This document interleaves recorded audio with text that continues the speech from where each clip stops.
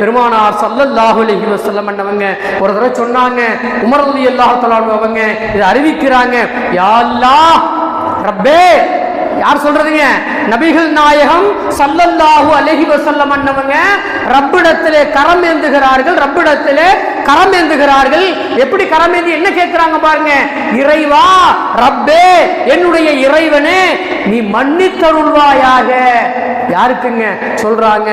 தொழுகைக்கு அழைப்பவர்களை, தொழுகைக்காக வேண்டி தொழுகையின் பக்கம் வாருங்கள் வாருங்கள் என்று அழைப்பு கொடுப்பவர்களை ரப்பே நீ மன்னித்து விடுவாயாக, ரப்பே நீ மன்னித்து விடுவாயாக, ரப்பே நீ மன்னித்து விடுவாயாக என்று சொல்லி பெருமானார் ஸல்லல்லாஹு அலைஹி வஸல்லம் அன்னவங்க தொழுகையின் பக்கம் அழைப்பவர்களுக்கு அன்றே என்ன செய்றாங்கன்னு சொன்னா, தன்னுடைய வாழ்நாளிலே அந்த ஜீவியத்தில் இருக்கிற பொழுதே மன்னிப்பை கேட்டு விட்டு சென்றிருக்கிறார்கள்.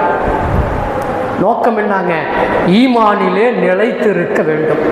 அப்ப உமர் ரலியல்லாஹு தஆலா அவங்க பெருமானார் ஸல்லல்லாஹு அலைஹி வஸல்லம் அன்னவரிடத்துல கேட்கிறாங்க, யா ரசூலல்லாஹ், சஹாபாக்களில் பெரும்பான்மையானவர்கள் இன்னைக்கு மார்க்கத்திற்காக வேண்டி போர்க்களங்களிலே நிற்க வேண்டிய நிலை, போர்க்களங்களிலே நிற்கிறோம், வாளோடு வாள் நாங்கள் மோத வேண்டிய நிலை, மோதிக்கொண்டு இருக்கிறோம். எங்களுக்கு கிடைக்காத அந்த மன்னிப்பு தொழுகைக்கு அழைப்பவர்கள் எங்களால் முடியவில்லையே, நாங்கள் போர்க்களத்திலே இருக்கிறோமே, நாங்கள் சென்று தொழுகைக்கு அழைப்பது, அது மாதிரி காரியங்களில் ஈடுபடுவது எங்களுக்கு சந்தர்ப்பம் இல்லையே, அப்ப எங்களுக்கு மன்னிப்பு கிடைக்காதா என்று ஏங்கி உமர் ரலியல்லாஹு தஆலா அவர்கள் பெருமானார் ஸல்லல்லாஹு அலைஹி வஸல்லம் அன்னவங்களிடத்தில் ஏக்கத்திலே கேட்கிறார்கள். சொன்னாங்க பெருமானார் ஸல்லல்லாஹு அலைஹி வஸல்லம் அன்னவங்க, நீங்களும் அந்த காரியத்தை தான் செய்கிறீர்கள், நீங்களும் அந்த காரியத்தை தான்.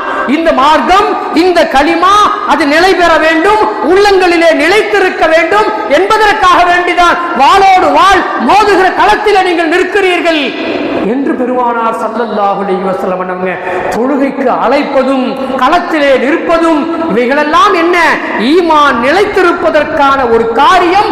அதை நீங்கள் தொடர்ந்து செய்யுங்கள். பெருமானார் ஸல்லல்லாஹு அலைஹி வஸல்லம் துஆவிற்கு ஆளாவீர்கள் என்று சொல்லி உமர் ரலியல்லாஹு தஆலா அவங்க சொல்லித் தருகிற செய்திகளை பார்த்தோம்.